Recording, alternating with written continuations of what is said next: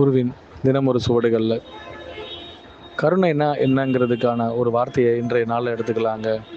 ஒரு முகவரியே இல்லாத ஒரு சிறுவன் ஒரு பெரியவரை தேடி போனானாங்க. அப்படி தேடி சென்று அவரிடம் அவர் என்னெல்லாம் கற்றுக்கணும்னு நினச்சானோ அதில் முக்கியமான விஷயமா கருணைனா என்னன்னு அவங்ககிட்டயே ஆராயணும்னு நினச்சானாங்க. அதற்கு அவர் 2 வேலைகள் இட்டு பார்த்தாராங்க.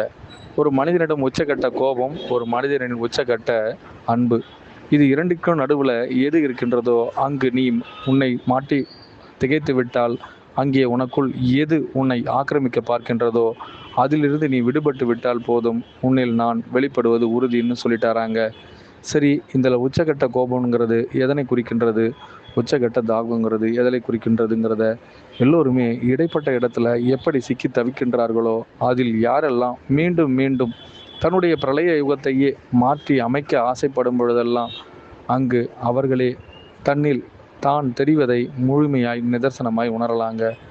இப்போது இந்த ஒரே ஒரு விஷயத்துக்கு இந்த பெரியவரிடம் இவன் கற்றுக்கொண்ட விஷயமும் இங்கே கருணைன்ற விஷயமும் எப்படி சொல்லப்படுதுன்னா, அன்புங்கிற மறு வார்த்தையில் இருந்தாங்க சொல்லப்படுது.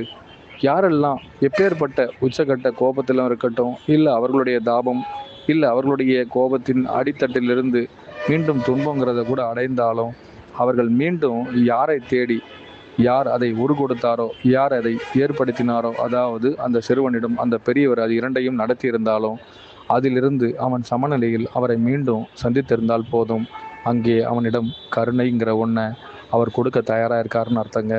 நிதர்சனவான்கள் பல பேர் நிச்சயித்த பொழுதெல்லாம், நான் உன்னை மிகவும் அதிரூபனாக்க ஆசைப்படுகின்றேன், நீ கொதிகலனாய் இருப்பாயா இல்லை குளிர்ந்த நீராய் இருப்பாயான்னு கேட்டாங்களாங்க. நான் சமநிலையில் இருக்கின்றேன் என ஒருத்தர் சொன்னாராங்க. இப்போது உங்களுக்குள் நான் எதை விரும்புகின்றேனோ அதில் எனக்குள் நான் கருணையாய் இருக்க விரும்புகின்றேன். அனைவருக்கும் குருவே சரணம், குருவடி சரணம், திருவடி போற்றுங்க.